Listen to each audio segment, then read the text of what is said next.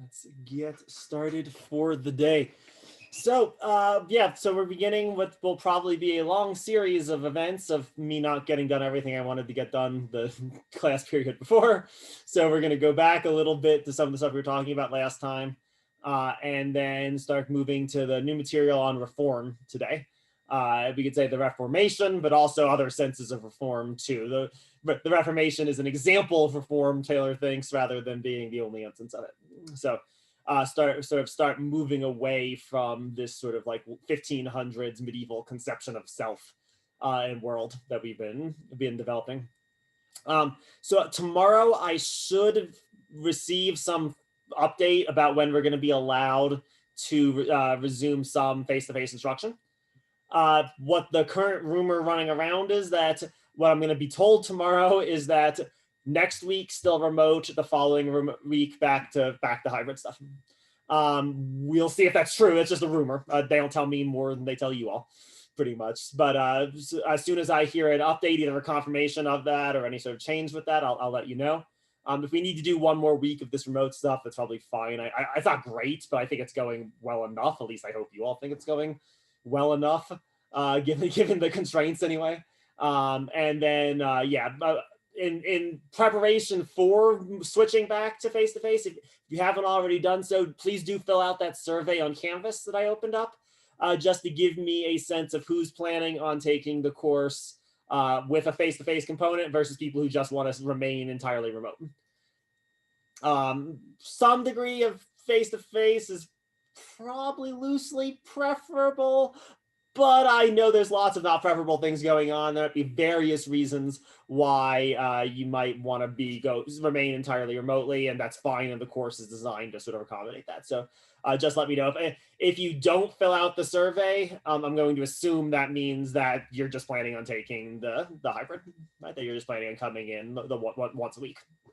But if not, let me know. We can sort of schedule things around that. And I'll update you as soon as I get any sort of final official confirmation about when we'll be allowed to actually resume normal instruction.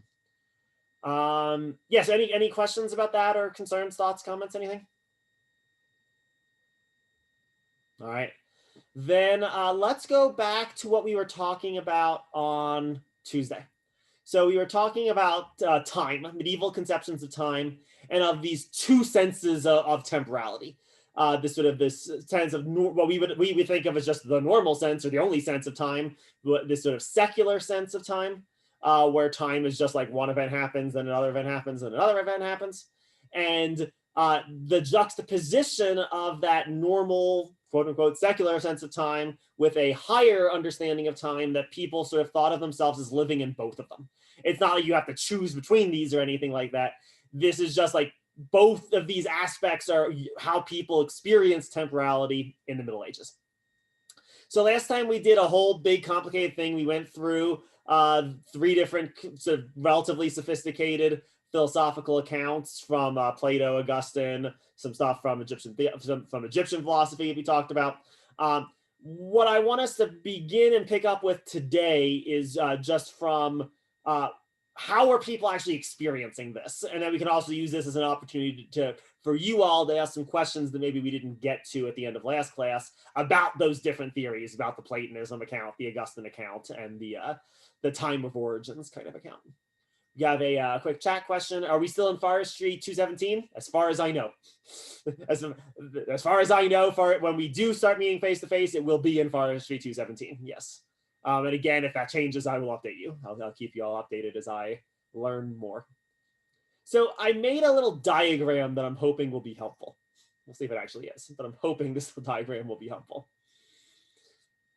So we think of this as almost like two different axes of time in terms of how people are experiencing themselves. So there's sort of just secular time, right? These are just events happening in the world, right? And on this model, the martyrdom of the saints happened way closer to me than the crucifixion of Christ happened, and the near sacrifice or of Isaac by Abraham, right?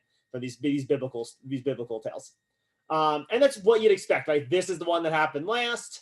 This one happened, second, third, more distantly in the past, right?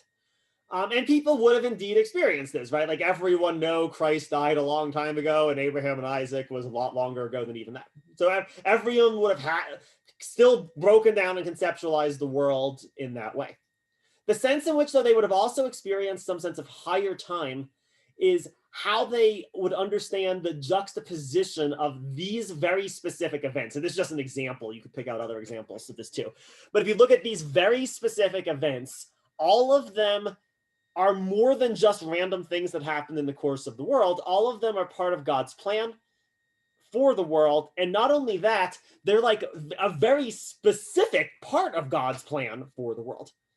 Right. So when Abraham, so, you know, we'll talk more about the story of Abraham and Isaac when we do Kierkegaard later in the semester. But what's the story of Abraham and Isaac? God says, hey, go kill your son, Abraham.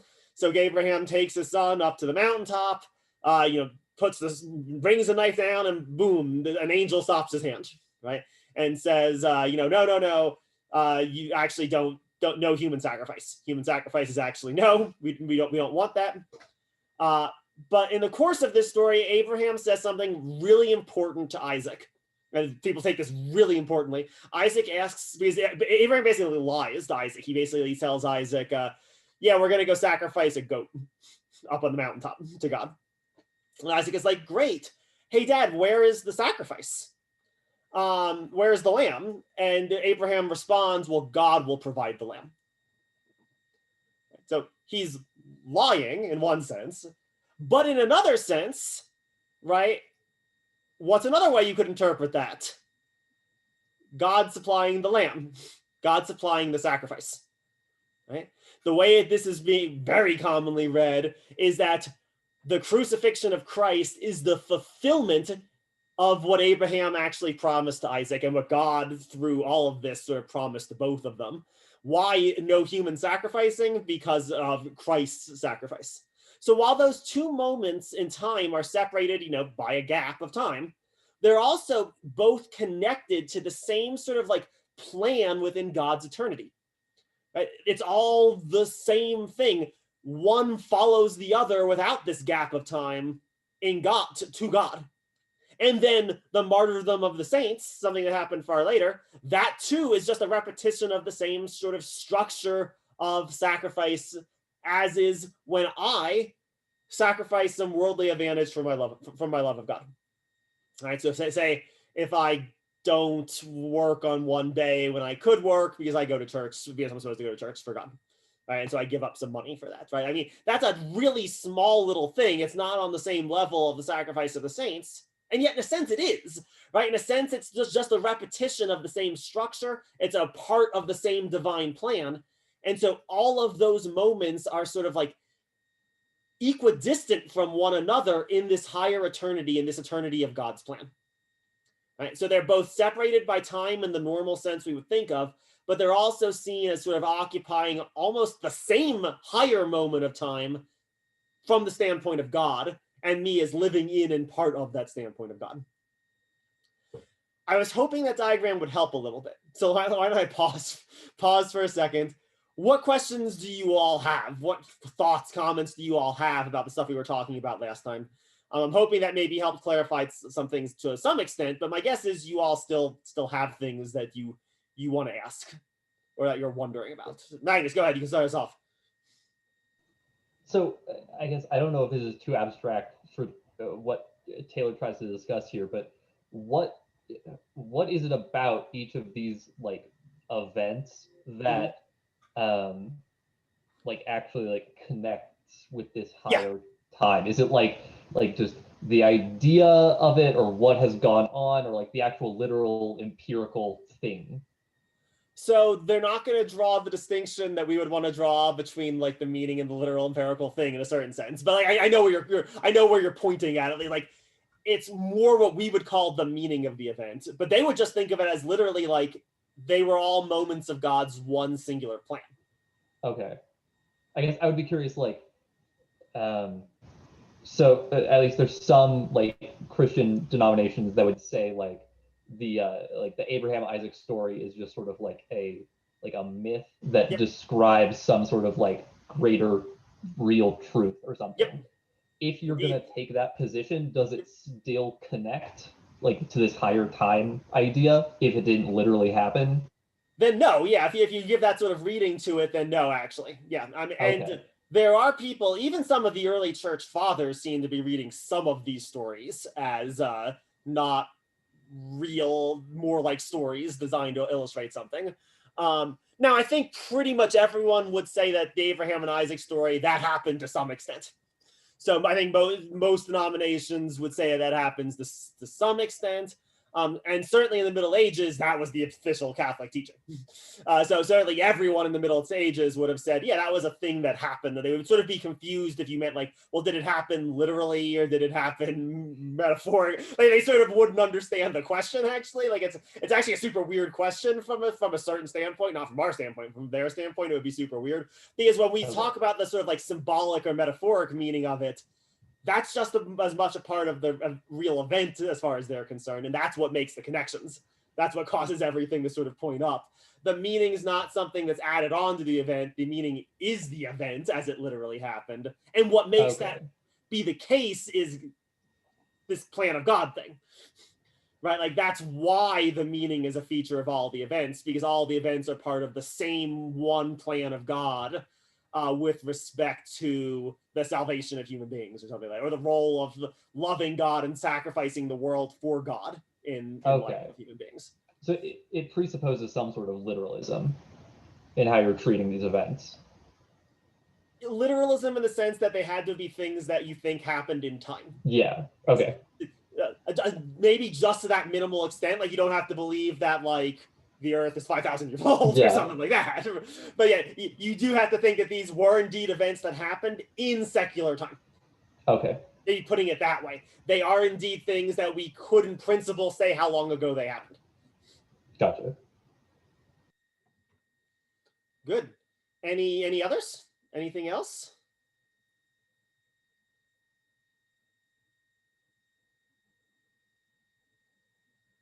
All right, let's I actually have a question. Go ahead, please. Go ahead. I'm just thinking about the reading that we had for today and the idea of death in terms of the Christian belief. Mm-hmm. So how would this higher time work in tandem with like the idea of death as like a tangible, concrete thing versus like God's overall plan? Yeah. If we are like a Christian and we think that, you know, in order to reach salvation, we have to go through this process of like dying and being transformed. Yeah. Is that sort of adhering to this higher time as well, or is it more of a secular idea or concept? The thing that we're going to talk about today with this reform stuff and the growing importance of death, that's actually going to be more in the moving in the secular direction, at least. So maybe I think the question you're asking is a really good and interesting one. So maybe let me take your question in a slightly different way than you asked it. How would people have thought about death prior to all the stuff we're going to talk about today from today's reading? How would people have thought about it then? And the way so the idea of heaven, let's do some real talk for a second. The idea of heaven, that's really new in Christian thinking. Saint Aquinas, and I'm putting an emphasis on the word saint. Saint Aquinas does not think that there is a heaven. Okay. Now, there is indeed life after death in the sense that in the end of days, God will reconstitute all the bodies and the elect will return to life, right? But that's another sense of time, like, right? What Aquinas means by, if you were to say something like heaven to him, what Aquinas means by it is God's eternity, right? And in God's eternity, what happens in God's eternity? That question kind of doesn't make any sense, right? Like, what the ways we picture heaven, or we're called upon to picture heaven, right? You're sort of sitting on a cloud and greeting your family members and all of that. Those are all temporally extended events, right? God's eternity is not temporal, though. That's the whole point of that. Of either whether you read it the Plato way or you read it the Augustine way, and both of them, neither of them are temporal. And that one thing happens, I see my dead mom. Another thing happens, I go run to her. Third thing happens, I go hug her. Right? Like that's actually putting a kind of temporality into God's atemporality that would have actually been thought of as quite problematic, actually, like if you took that super literally. That's why limbo is really weird. Limbo is this like weird time after time, right? It's like another time after you die, you get like other time to do things. Or the image of hell is a place where you're actively, like sort of actively being tortured. That's like an active thing, right? Like, whereas like in this, hell, what hell meant in older days was just being deprived of the presence of God. Like, that's just hell. That's not something that's like happening in an ongoing active sense. Like, it's not like the demon like first stabs you with a pitchfork, then it burns you or whatever, right? Like, you're just like, you're not in the God's presence, right? Whereas the saints and the elect are in God's presence, and so they're not in hell, even when they're dead. The way Aquinas sort of renders it, he sort of imagines like what is it going to be like for the elect in between their death and the resurrection of bodies at the end of days. And Aquinas is like, well, it'd be kind of like when you're asleep, I guess, right? Like their active intellects would be engaging in contemplation of God, whatever that means. Like, and what that, take medieval philosophy with me if you want to know what that means. that is, but them, because you're not your active intellect, basically. It's you're at least you as you think of yourselves are not the same thing as your active intellect. It's not like consciousness or anything. Like, you are basically asleep until you wake up again in a new body, in a new time, right? In this like time, in this like fixed time that follows the end of days. So does that help? It's not exactly the question you asked, but maybe it's helpful for sort of seeing how it would have been conceived back in like prior to these sort of reform movements and pushing hell, pushing limbo, like pushing a kind of like afterlife as a time after, as another time, rather than being a kind of atemporality. Okay, good. Any others? Because yeah, these are really good questions. Again, this is us trying to think back to like a really weird way of thinking about things, like a way, and by weird way of thinking about things, it just mean like a way it's weird to us, like that's so alien to how we would interpret these things. Like, our tendency would be to, how would we read this diagram that I just drew? We would say, oh yeah, this is us picking out certain like moments in history and comparing them to one another, right? Like as if it was some like us supplying the moments to these history, rather than like, no, the history, like the meaning supplies the actual reality of the historical moments. All right, so people good? People, is this working for people? Clicking to some extent? All right, again, if you're seeing time in this way, not believing in God doesn't make any sense, right? Like, it would be contrary to your very experience of the world, because and again, the lay person probably hasn't read Augustine, right? But however you're thinking of this higher time, right? Like, it only kind of makes sense in the same register that you would also talk about a God, right? And again, like if you think maybe you think there's multiple atemporal higher times, but then the alternative is Satanism. The alternative is not atheism, right? This conception of time sort of presupposes that there is this transcendent atemporal eternal order supervening and sort of like imposed upon or along with maybe the secular flow of time too. So if we're good here, let's do one last thing from last time that I wanted to do. Let's now talk about this and all in relationship to the universe as a whole. So basically, let's talk about space rather than talking about time.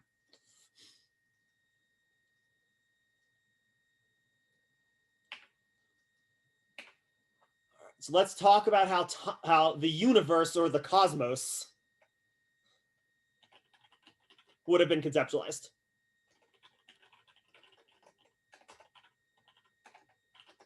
And again, this is another thing, it's where it's sort of coming more from the top, so the philosophy is sort of influencing the common perception of the world.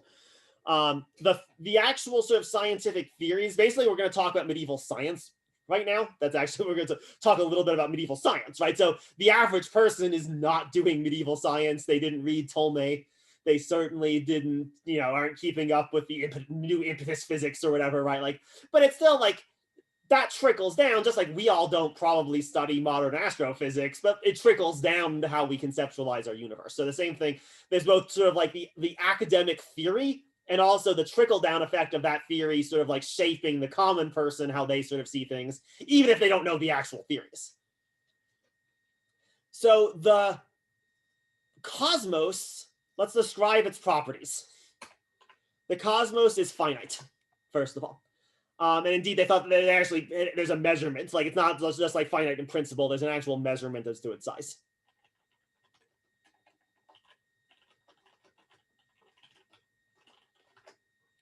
The universe extends. Again, we could get really in depth in this, and we're not going to. But the loose of it is that the universe is composed of a series of spheres, and the outermost sphere is the sphere upon which all the stars are put. So the stars are all in the outermost sphere. Then there's a series of spheres inner of that for all of the planets, including the sun as a planet. And then Earth is sort of the final sphere in the middle. So that's the idea. So the universe is quite literally finite, and the outer edge of the universe is literally this like solid. It was literally thought of as like a solid, where like the stars are pasted on. Like you sort of like, I mean, not pasted, right? But like where the stars are in this sort of like outermost sphere.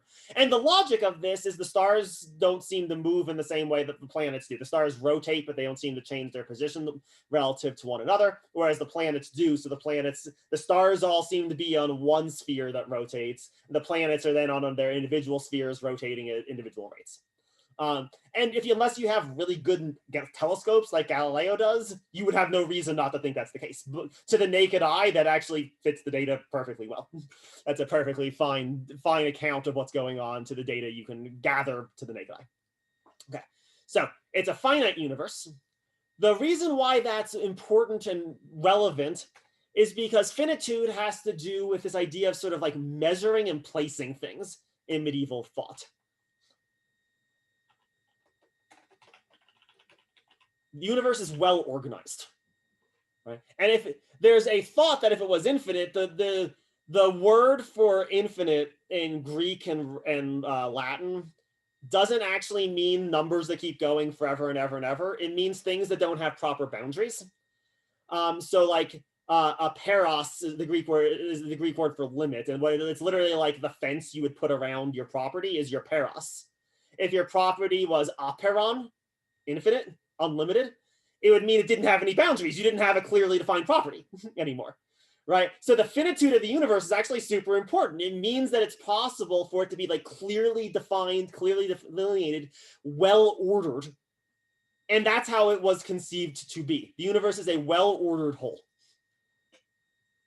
And that's the mean sense of the word cosmos. Cosmos has the sense of a whole about it.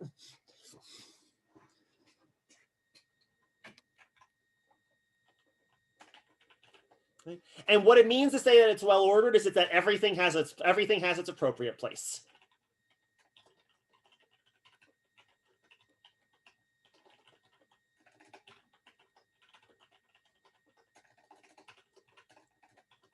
And things don't, and in principle can't, deviate from their assigned place. So again, we'll just a little bit of medieval science. Again, we don't need to get into all the details, but based on how medieval science understood the world, it's actually impossible for a spaceship to leave Earth's orbit.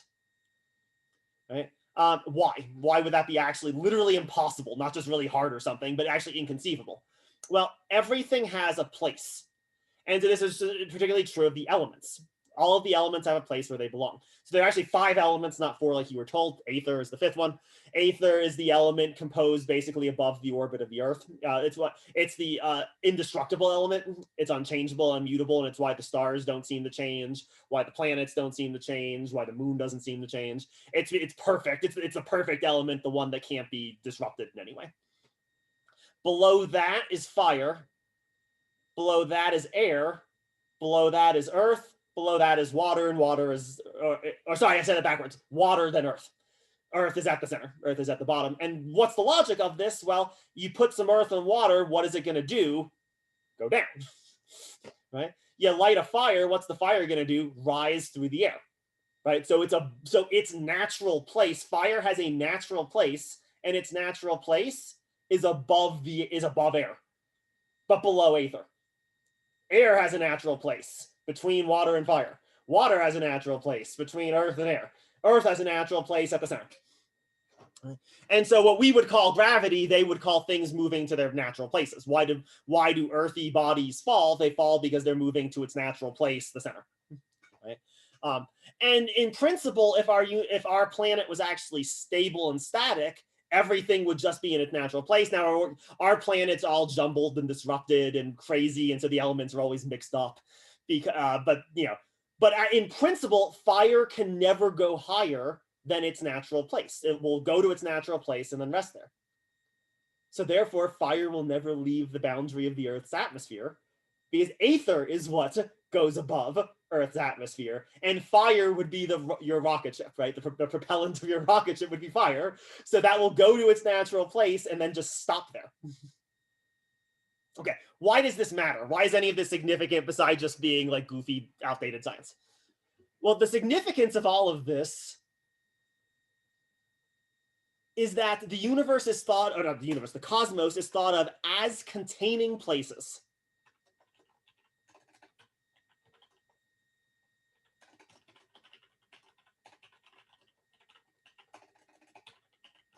And just like we were talking about earlier with these sort of like sacred places, right? The places that exist in the cosmos, they are intrinsically meaningful and situated relative to other places.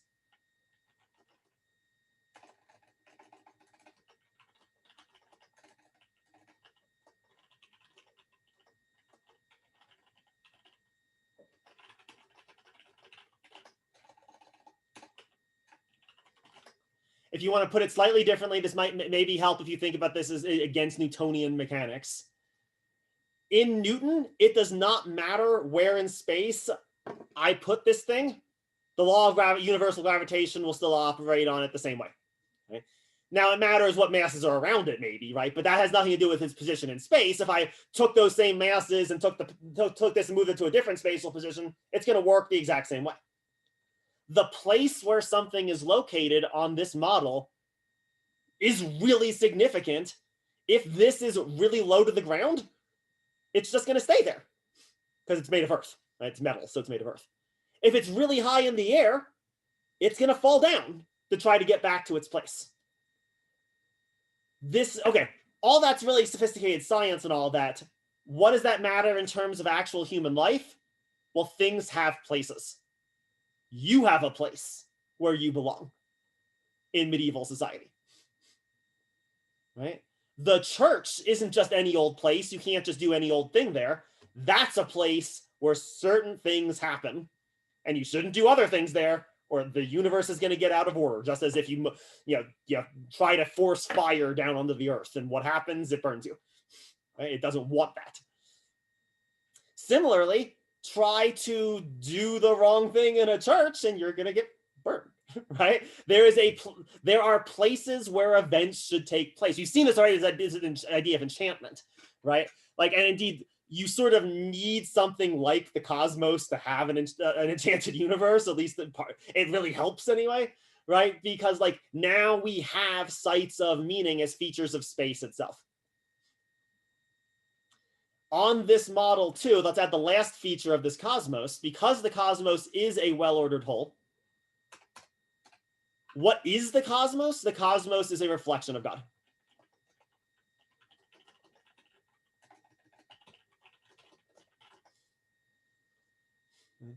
It's another example of that thing we read from Plato last time. It's a moving image of God's eternity.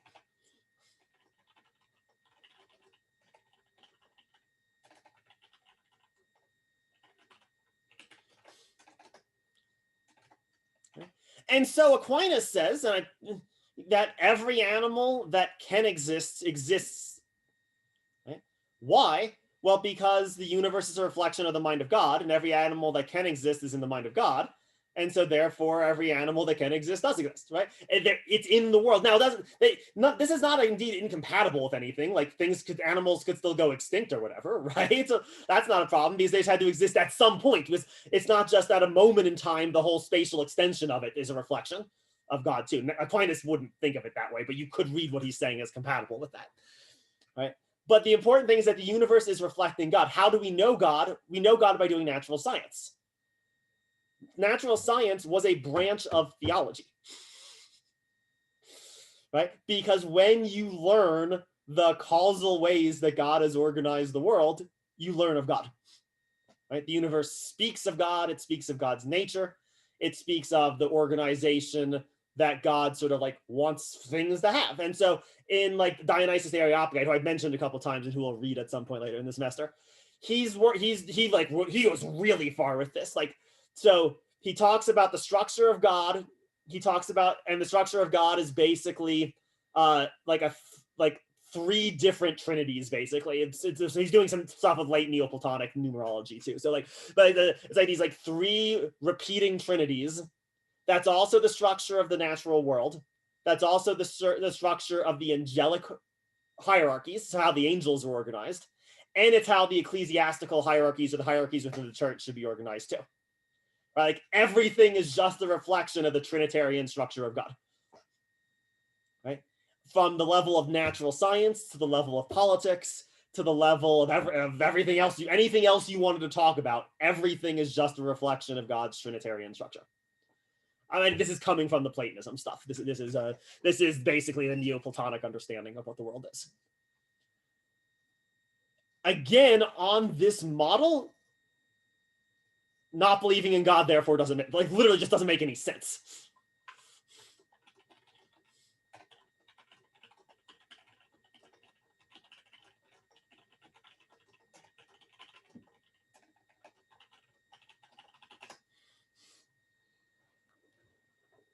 It's just contrary to it. It's just contrary to it. And my hope is that's relatively apparent. You can see why, like, if you're seeing the universe as a reflection of God, not just like as some abstract theory, whatever, but that's like how you experience the universe, then yeah, you're experiencing God all the time, right? Like God's not something that like seems far into your experience of the world. It's indeed imminently part of your experience of the world. Okay. Now, one thing that Taylor really wants to emphasize, and this matches up with I agree, I think he's entirely right in this point. Natural science, so the change from this model of the universe to like a Newtonian model of the universe, in and of itself, that's not much of a threat to a belief in God, doesn't disprove the existence of God or much of anything, right? You can still have all three eternities, for example, and this, right? Get rid of this, cross this out, you can still have the three eternities. You could even still have the universe as being a reflection of God, just it would have to be a really different conception of it. But actually, you read a lot of the early scientists, that's exactly what they say. Read Nicholas of Cusa. He's at one of the arguments he makes in defense of the infinity of the universe is an infinite universe is more befitting the power of God than a finite one. Right? Same thing if you read Pascal. Pascal makes similar kinds of arguments where like, okay, so if we were wrong about the universe and it's not finite, what does its infinity tell us about God then? Right? You could just ask the same question, right? So the development of natural science itself isn't a threat to it, but if you don't have this conception of the universe, it's just one little way of making it easier to not have God be not as directly experienced, as experientially obvious to you. If you think you're living in cold and different Newtonian space, the whole point of Newton is that you can explain all of that without having to make any reference back to God. So it just gets a little bit easier, but it's not mandated or required, and indeed, no one did it. Like the first generation of modern physicists certainly weren't atheists and did not become atheists as a result of what they were doing. Indeed, many of them thought they were actually enhancing God's glory and grandeur by expanding the scope of the universe, by proving its infinity, and by proving the laws that God used to make it, and the necessary mathematical laws, that was sort of more befitting of God. All right. So that was last class period. So we're 35 minutes in and we haven't even talked about anything. At some point, what's inevitably going to happen if you're just going to get so far behind that I'm not going to give you a new reading, it'll just get caught up. That's just inevitably what's going to happen. But I'd rather go through this stuff well than rush through it. So pause here for a second. Questions, thoughts, comments about where we sort of are in the medieval period with all this space, all this time stuff.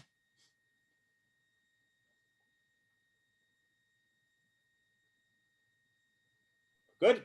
I think I have a question. Go ahead, please. Oh, was someone else going to speak? Sorry. I don't think so. I think it was okay. Okay. My question specifically was, what portion of the medieval period are we talking about? Specifically, like the late medieval period, early modern, or really, okay. Let's say up to where we can say confidently that everyone was thinking this way. Let's say up to around like 1215 or 1250. Okay. Yeah, through Aquinas, basically through Aquinas. Well, at least we can say from the philosophical side of the story anyway, Aquinas is this, it's not that he's like the only good medieval thinker or whatever, but he is sort of like the height of a certain way of conceptualizing the world philosophically. And then people after him, almost immediately after him, start pushing back against things, particularly Duns Scotus and William of Ockham, start pushing back against this way of talking about the world. And that, at least I think, leads into some of the other stuff that's what's happening with the Reformation and all that. So that there's it's not an accident that Calvin and Luther also really, really hate Aquinas, but really, really like Duns Scotus and William of Ockham. Like it's not just like a happenstance or whatever. So let's say up to around 1250 or so, where this would be almost ubiquitous, where there would be almost no pushback against this. From any portion, either of the church, from philosophy, from science, from anyone. Okay, that's helpful. Thank you. Awesome. Good. Any others? All right. So then, if we're good here, let's just take stock of what it is we've done. Let's, because then now we're going to sort of disrupt this world. So let's just remind ourselves all the features of this world we've just described, right? So the question, again, is helpful to remind ourselves, why are we talking about any of this? Why is Taylor talking about any of this? The question we're trying to answer, why was it almost impossible to not believe in God in 1500 and possible, and I might actually say 1250 actually, rather than 1500. I might even want to go back a little bit earlier than Taylor does for this, but why was it impossible to not believe in God?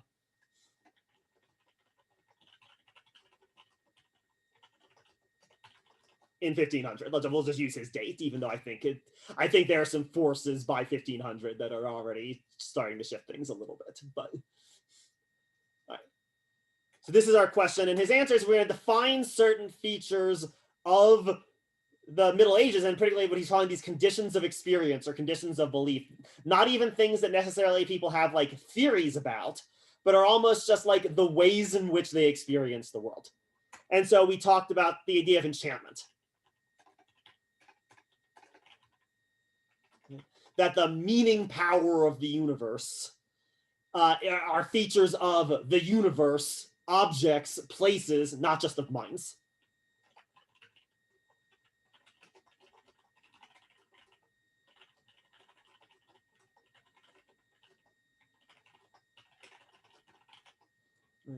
And so there are sacred places, there are sacred objects, there are rituals that have sacred powers when we do them collectively as a community. The church itself has sacred powers, right? One thing that's a big sort of bugaboo for Luther and Calvin is the idea that you could have corrupt preachers or corrupt bishops delivering the sacraments, and the sacraments would still work. The old Catholic idea is that the power is in the church, not in the people within the church, not in the people doing the sacraments, right? So even an evil priest, you could still be saved if they deliver the sacrament to you, because they're not the ones saving you. It's not their mind. It's the sacrament itself, the actions itself as sanctified by the church and empowered by God that saves you. All right. Second feature we talked about is the sort of social side of this, the social presence of God.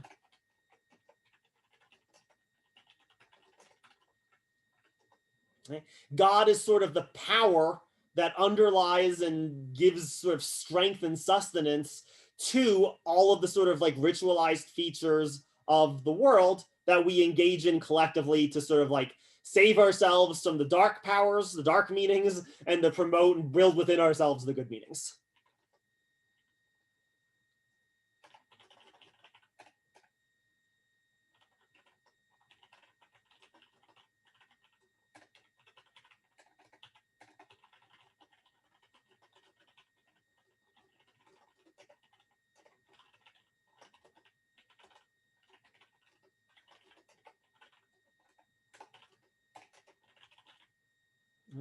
I really like the way that Taylor puts this. I think this is really a helpful way for thinking about it. That like there are malign evil forces out there. So if you don't think God is real, you're going to have to barter with those malign evil forces, right? The alternative is not atheism. The alternative is finding some other protector, Satan, say. right? Or fairies or whatever, right? Finding something else to protect you, because the existence of the malign forces, that's certain. So you're going to glam to whatever strong power can protect you from them, right? And that's not just an individual feature of how you act in the world, it's a collective feature of how the societies and the political structures are themselves organized, right? They all sort of like only make sense on the basis of the power of God, with that as a kind of guarantee for those things. Related to this, we saw a very particular conception of self emerges if you live within an enchanted universe. Taylor called this the poorest self.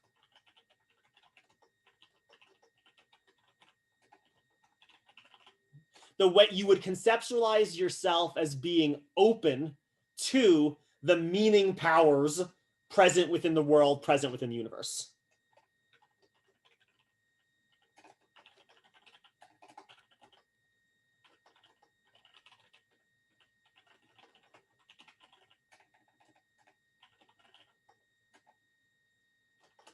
Okay? And this has a double sense, as we talked about. It means you're both vulnerable to harm, something like maybe demonic possession, just as an example. But you're also healable. These are the opposite of vulnerable, but also vulnerable to healing.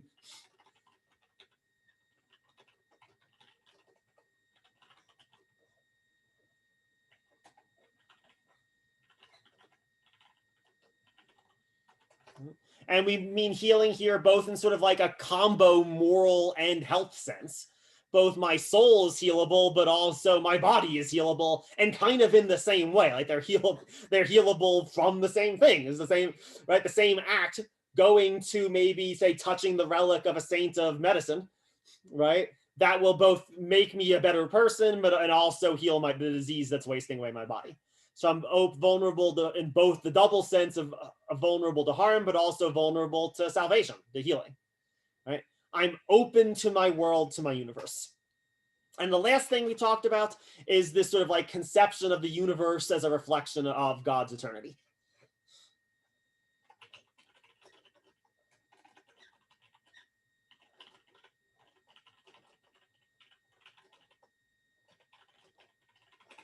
And again, to the average person on the street, they haven't read Plato. Indeed, they couldn't read Plato. Plato is almost entirely lost in the Middle Ages, right?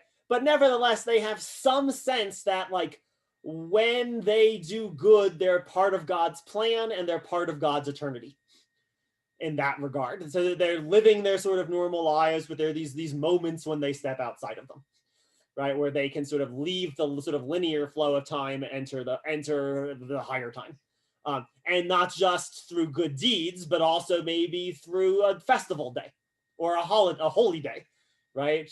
Or through taking part in a church sacrament, right? Where that then connects me to the entire history of the church back to its beginning. And all of us are sort of together in this one liturgical act, this one liturgical moment. And so again, then if all of this is the case, it doesn't really make sense to not believe in God. Like God would be such a part of your everyday experience of the world that the sort of like dark night of the soul that we talk about today, where like I feel lost from God or something, right? That's just not going to occur to people in this time. If they're feeling alienated from God, they're going to experience that as, oh shit, I gotta get good with God or a demon's gonna get me, right? It's like, it's a very different, it's not maybe God doesn't exist, it's I'm in jeopardy, right? And maybe like the whole community is maybe in jeopardy. Like we have to put things back in order so that we've gotten back in good with God, right? In the sort of like way in which to us, God feels like a foreign thing that we sort of are going to need some justification to believe in. It's the opposite. God is sort of like present even when he's absent in this. If these are sort of like the basic underlying sort of like cultural assumptions and underlying assumptions about how people see the world. All right. How are we doing? Is all this good? Any questions again, just for that review, maybe anything anyone wants to go over again? Actually, could you explain what you mean by meanings again? I know we Yeah. kind of went over those to help us, but I'm a little confused again. Yeah, it's definitely, this is the most confusing concept. And it's sort of like not the way they would have talked. Like this is us trying to like use our framework to sort of like understand how they were seeing things. Think of this also as what we sort of maybe call magic. in a sense, right? Like, so when an example I used in class of this is like, so in that Curse of the Werewolf movie, where, right, like, so the way in which someone was conceived, what we would think of as maybe like the symbolic meanings of that, and it was a bad, horrible event, right? It was like rape, torture, betrayal, death, corruption, like all the horrible the bugbears were part of this conception. To us, that's sort of irrelevant to the resulting child, right? Like, maybe it's relevant if the child learns about those things, the child will feel sad or something, right? Or upset or whatever. Maybe the parents will feel weird about it, or maybe the society will treat the child badly, right? But all that's features of us. It's features of how we're symbolizing and interpreting those events. In that movie, and the reason why I sort of like that movie as an example of this, the meaning that we think of as symbolic, that's part of the event. And so that's part of the child's life, regardless of what the child, even the child never knows it. The child never knows any of that, but it's why he turns into a werewolf. Right? The meaning significance, what we would think of as these sort of symbolic interpretations, they're actually features of like what's going to happen in the world that like can infect me. So this porous, my porousness. They can infect me in some sense. And again, one of the cool things that's cool about that movie, and this is right as far as I can tell, there's no sense that the kid is like evil. He seems like a perfectly nice child, right? Who like wants to do good, and but like nevertheless he's cursed, right? He's cursed by the meaning of his conception, by the, what again, imposing this idea, the magic, right, of that event, the significance of that event curses him in a profound way, in a way that it ultimately ends up destroying his soul by the end of the movie. Not spoiler alert, the movie does not have a happy ending, right? Like sucks to be him, right? Like, is it his fault? Maybe yes, maybe no, but it kind of doesn't matter. It happened to him anyway, right? And so tying that in with this idea of the porousness, like he's just open to these things that normally we would think of ourselves as closed off to. I choose what events mean to me. Meanings don't impose themselves upon me. Meanings don't tell me what I mean. I tell the world what meanings mean, what things mean. Does that help? Does that help clear up what I mean by the sort of the meaning powers or the white magic of the church? Awesome. Good. Any others? All right. Now let's start breaking this world. Right? Let's break this world, because again, Taylor, this first question is merely a prelude to the second question. The second question is, what changes such that it is possible to not believe in God?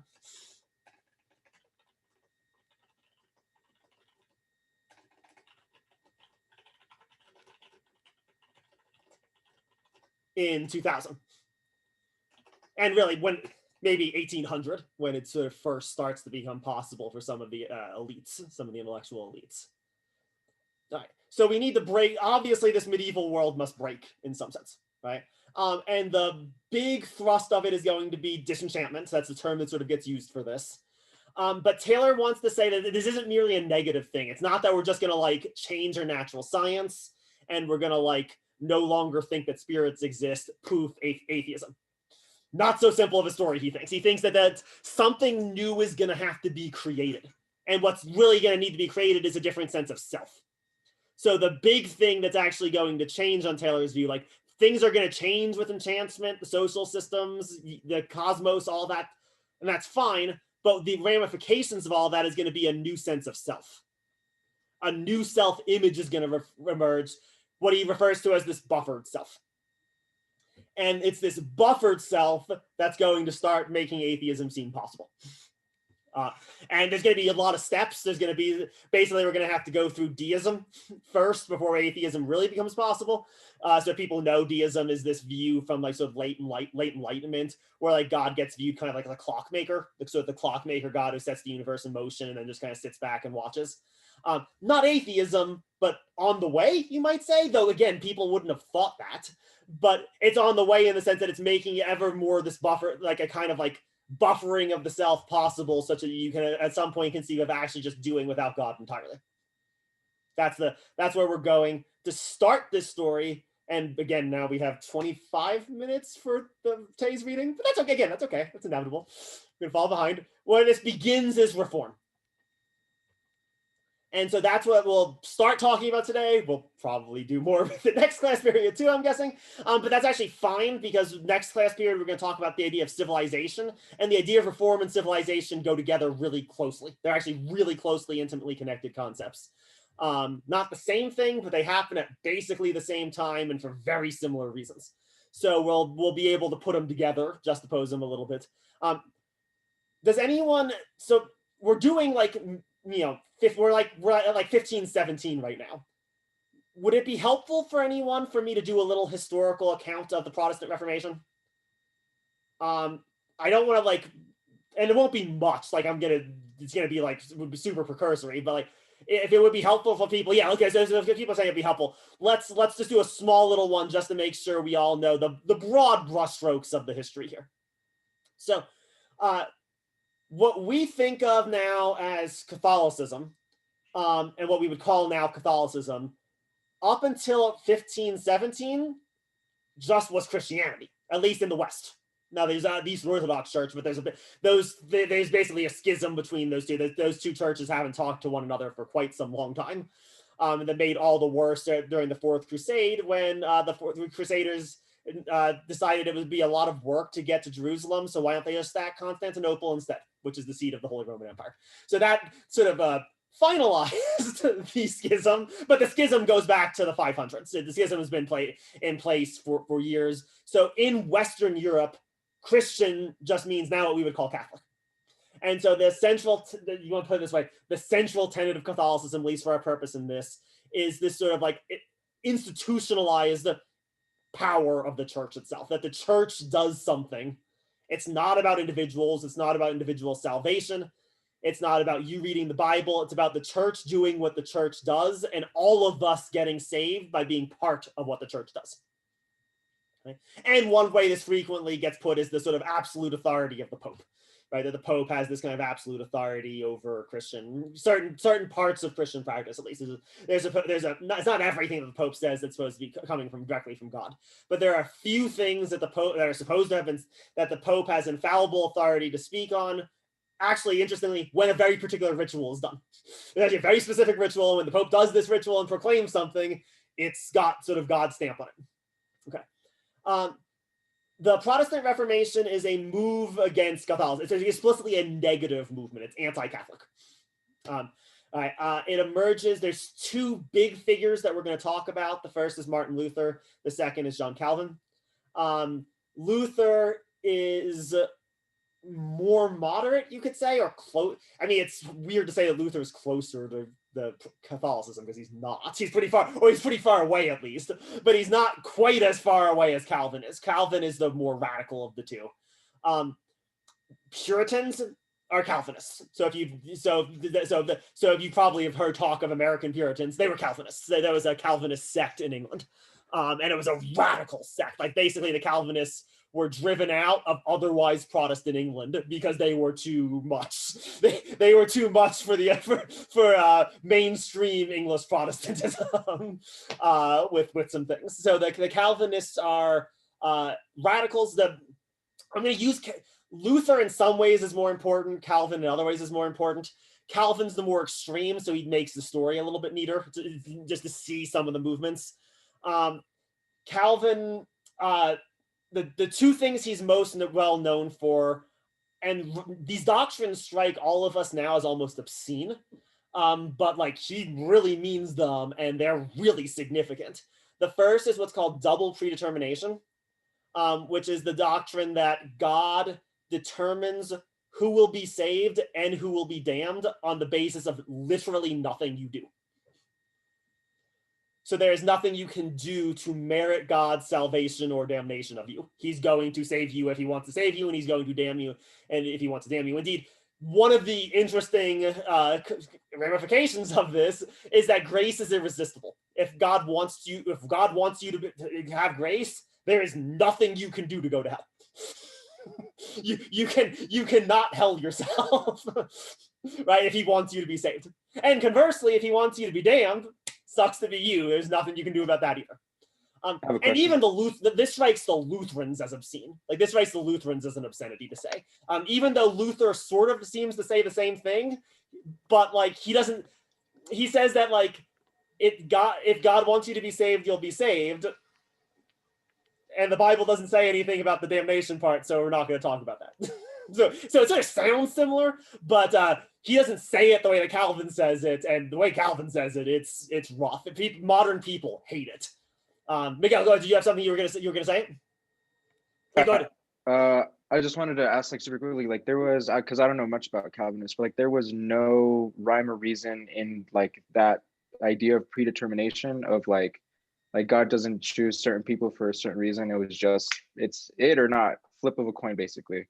At the very least, it's a good question, and it's probably a more complicated question than I can answer now. But at the very least, we can say, if by reason you mean there's some rationally discernible reason why God had to choose for your salvation or your damnation, no. Yes. There's nothing nothing that necessitates God to make either. It's not from justice, in other words. It's not that justice demands that God save you and not you. Okay. That would be that would not, that maybe is what St. Augustine meant, but it's not what Calvin takes from Augustine. Calvin takes from Augustine is that God, I mean, it's coming out of actually late scholasticism, actually. It's sort of anti-Aquinas accounts of God's free will. That no, God can do whatever God wants. There's no moral restriction. There's no reason restriction. God's free will is absolute. Okay. Now he's probably not gonna damn Paul and save Judas, right? But he could, right? There's nothing stopping him from doing so if he so chose, and there's nothing Paul could do about it, and nothing Judas could do about it.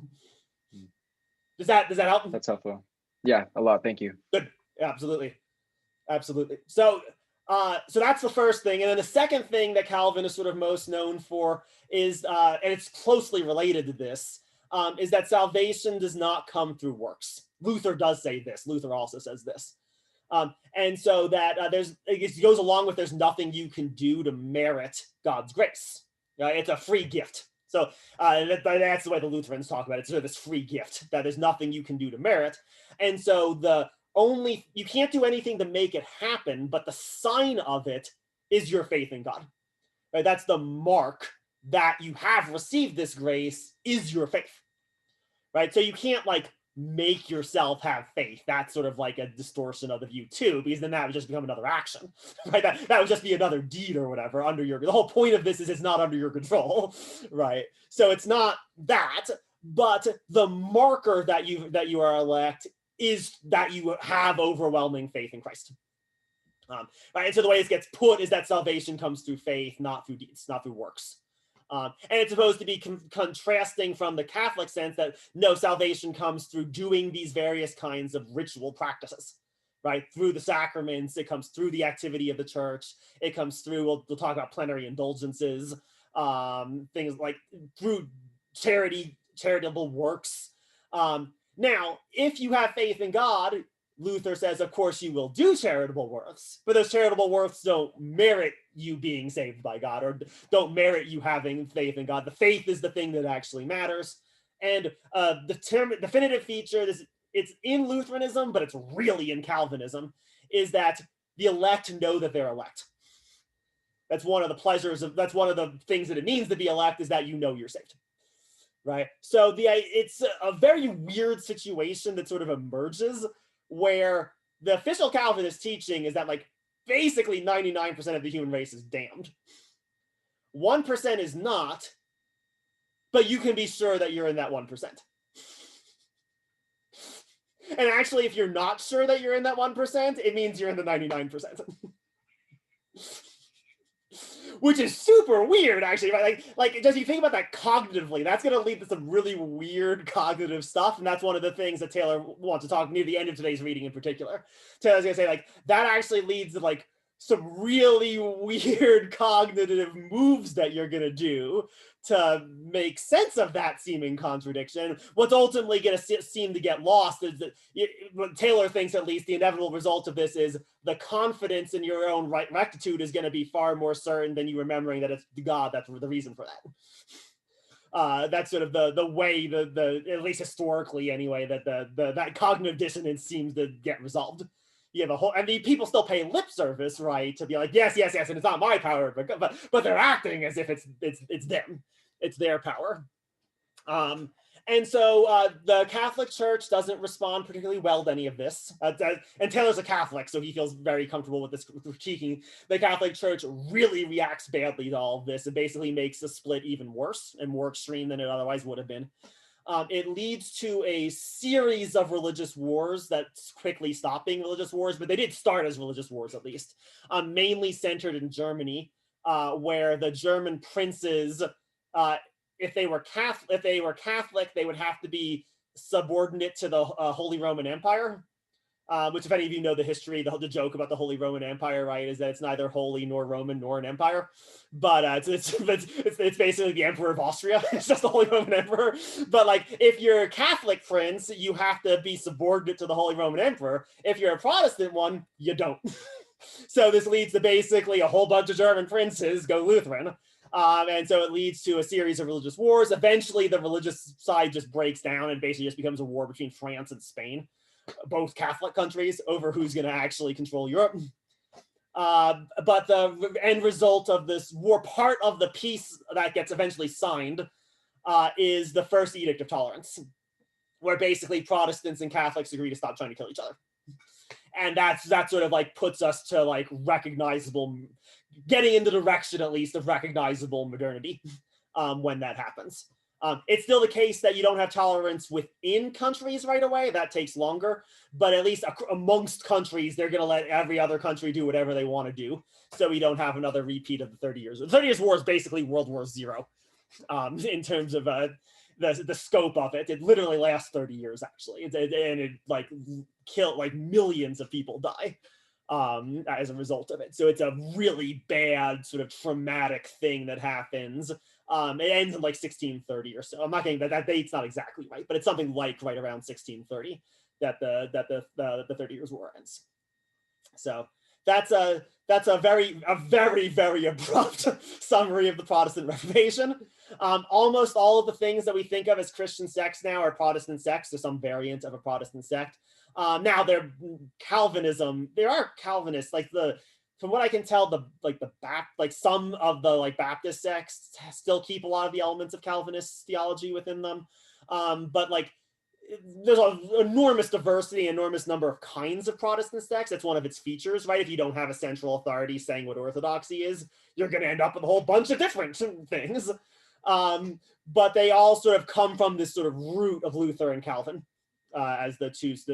There are other reformers too, but those are the two big ones, like Zwingli in Switzerland. But like those are the two big ones that all of the sort of modern Protestant movements can vaguely trace their heritage from. To some extent. So if it's not Catholic and it's not Eastern Orthodox and it's not Coptic Christian, it's probably a Protestant sect of some sort. Is that helpful? That was a super, that was like 200 years of history in a very condensed window. But is that any questions or anything about any of that background?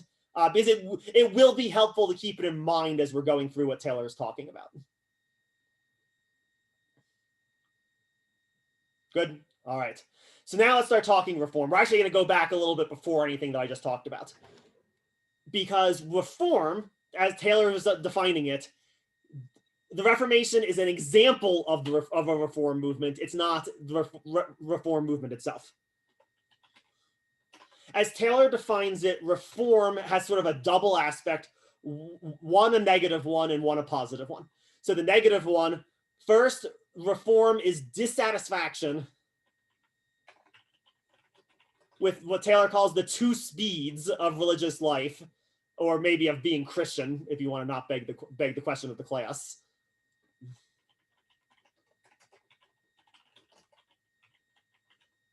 In the Middle Ages. I'll define what I mean by these two speeds in a second.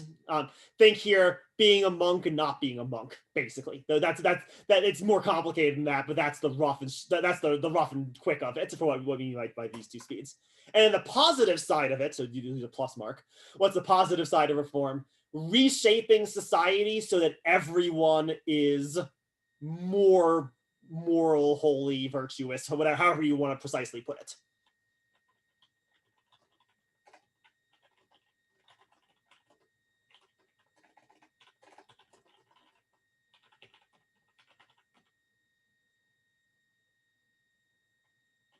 Maybe even just decent, actually, because like in a lot of the Calvinist versions of this, you still think all these people are going to hell. So like holy is probably not the right word, but at least they're like more decent people. They're not like murdering each other in the streets or anything like that. So negative, something we need to get rid of. Positive, something sort of this activity of reshaping society to live more up to the Christian ideal.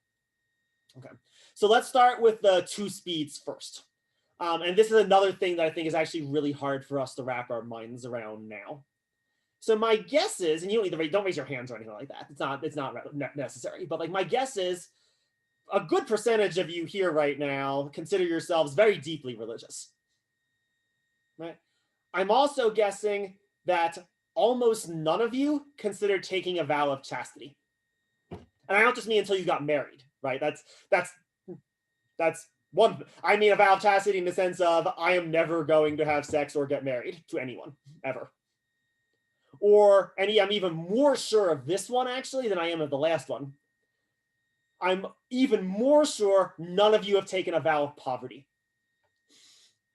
A vow to own no possessions and to survive merely by begging and preaching. If you were really, really, really into Christianity in the Middle Ages, that's what you did.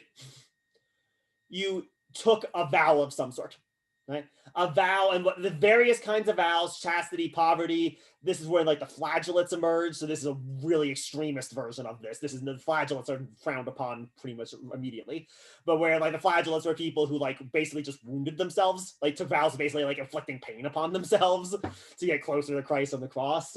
Again, it's not just frowned upon even at the time. that wasn't an accepted one of these monastic vocations exactly.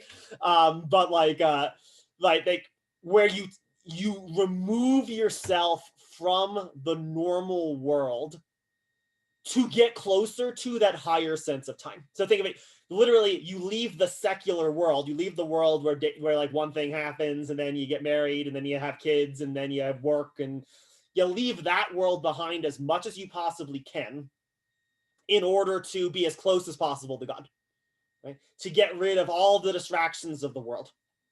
And again, there's biblical antecedents for this, right? Like when Christ says in the Gospels, if you are to follow me, you must abandon mother and father and child and hate all of them. Again, what does Christ mean by that? We're not going to answer that. I'm not trying to answer that question, right? But there's like these antecedents to justify these monastic movements. This goes back really early in the church. It begins in more what would become the Eastern Orthodox, the Greek-speaking Christian world, where you basically end up with these desert fathers, these sort of like high church theologians who basically like grew convinced that like they needed to leave society entirely, and they literally went in the caves and deserts and just meditate. And what we would think of now as meditation, prayer meditation. Prayer meditation is indeed a key feature of being one of these monastics, right? Again, trying a different sense of time, just as in Buddhism, where you're sort of like leave a certain conception of the world for a superior one. Here too, you leave a certain conception of time and what matters for a higher one closer to this. Again, whether you do it the Platonic kind of eternity or the Augustine kind of eternity, to get in touch with this sort of like higher divine atemporality. And it's sort of like, it's what you do if you're really into it. Right? There's no pressure to do this, obviously, because the overwhelming majority of people aren't going to do that and can't do that, right? May not even have the capacity. Like if you have kids, you're not going to abandon your kids. Christ surely isn't saying abandon your kids and go live in a cave, right? Like surely that's not what the Gospels mean, right? So, okay, whatever it does, right? Like not everyone's going to be capable of this, and most people by temperament aren't going to be able to do it either. Like most people just couldn't live that. That's fine though, because there's also the lower speed. So that's what I mean by higher speed. Right? There's also the lower speed, right? Where you live the normal secular time life.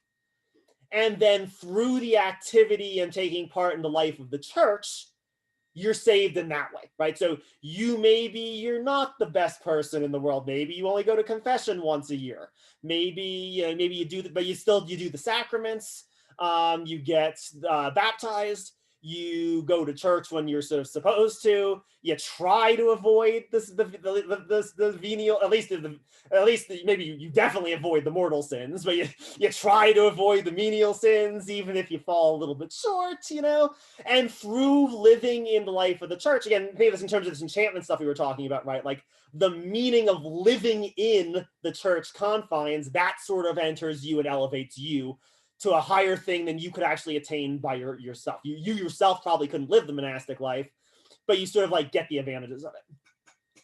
This is really common everywhere in the world. This is not a unique feature of Western Europe, as Taylor points out. This is everywhere. This basically describes what happens in Buddhist societies, right? That you have monks, again, and the laity can't do that. But what the laity can do is they can give money and food to monks, and they then earn merit for themselves, right? Merit that, again, in that system where it's a reincarnation-based system, was such that they'll be reincarnated maybe as someone who could become a monk, or maybe in 5 lifetimes, if they continually do this, they'll be able to reincarnate as someone who would have that capacity to lead the higher life. So the higher life is better, certainly, but there's avenues open for everyone, even people who can't sort of do that highest way of life. And again, think higher here, like, we mean all this higher time stuff too. It's like intimately connected with this idea of higher time, with transcendence, with this idea of transcendence that we've been talking about all this time. Getting closer to God by getting farther away from what God's creation, right? That's sort of the idea of this. So is this making sense of these two speeds? Everyone okay with this? And of course, what's going to be the immediate problem if you get rid of this distinction? Well, either you're going to have to say everyone has to live up to the high standard, and that's not going to happen, or you get rid of the high standard entirely, right? And everyone's going to be now living down to the low standard, which everyone kind of agrees isn't good enough. Everyone's like, the low standard's not really good enough. It's not really the goal. Like Taylor puts it, it doesn't seem quite Christian in some sense, right? So what happens then? What do we do with this? And this is indeed with the only thing that's different in Western Europe is that people in Western Europe are bothered by this arrangement. No one else in the rest of the world that I have seen at all is bothered by this arrangement where you have some people doing the monk thing, you have other people doing just the layperson thing. Even Eastern Orthodox Christianity, it's not an issue. It doesn't come up in the Greek-speaking world. They're fine with it. And it's really early on that this actually happens in the Catholic world that people start to resist this, start to rebel against it a little bit. St. Augustine really is suspicious of monasticism. And he's about as founding as a father you can get in the Catholic tradition, is St. Augustine. And he's already, he doesn't go so far as to say that it's bad, but he seems pretty uncomfortable with it, even if he also like recognizes maybe what's good about it or something too. Like he's uncomfortable about these sort of like different speeds. All right, so here probably a good place for us to end for the day. So reform emerges by trying to get rid of that, and Luther and Calvin, as an example of this, they absolutely despise monasticism, right? But if we're going to do that and not just have everyone living up to the low standard, we need to then reform all of society so that everyone can live up to a higher standard. Right? So the negative and positive moments go together. We need to get rid of monks and make everyone monkish. Now, it's obviously not going to be as high as the monks are going, though, right? So we're going to have to, in some sense, degrade the activity that the monks are to be engaged in. They're doing something wrong, actually. And spoiler, what they're doing wrong is living in higher times, not living in secular time. That's what they're doing wrong. So the story we basically introduced the topic today, so we'll continue here next time. And it's going to go along with the civilization stuff, so maybe I'll be able to do both of them together. But the story we're going to be telling is basically like the story of how we move away from the higher vocations to the only vocation is living the normal human life vocation, and that becomes the high point of religious expression. And this will be related to things like disenchanting the universe. It'll be related to things like the Protestant Reformation, but it won't reduce any of that stuff. And we'll be well on our way to having a buffered self. So we'll be on the way to it. All right. we'll end here for right now. Again, I'm happy to stick around if anyone. I know we got right up to the limit again. If anyone has any questions or anything they want that we just talked about, happy to stick around and chat for a few minutes. Otherwise, I'll let you know as soon as I hear tomorrow what the plan is for upcoming weeks. My guess is we're going to be remote next week, face to face after that, but we'll see. I'll keep you updated on that. And yeah, otherwise, have a great weekend, everyone. Thank you. Absolutely. Yeah, and if anyone wants to chat, I can stick around for a little bit. It's not a problem. Real quick. Absolutely. Go So ahead. when we do go into the hybrid sessions, is it going to be the same room as it said on the Yes, it previous? should be Forest Street 217. I think it should, unless something changes, and I'll tell you if it does. But unless something changes, it should be that room. Yeah. That is our Okay, assigned awesome. place. It was just the question of when is our assigned time going to be. Got it. All righty. Well, thank you very much. You have an awesome day. Awesome. You too. Bye.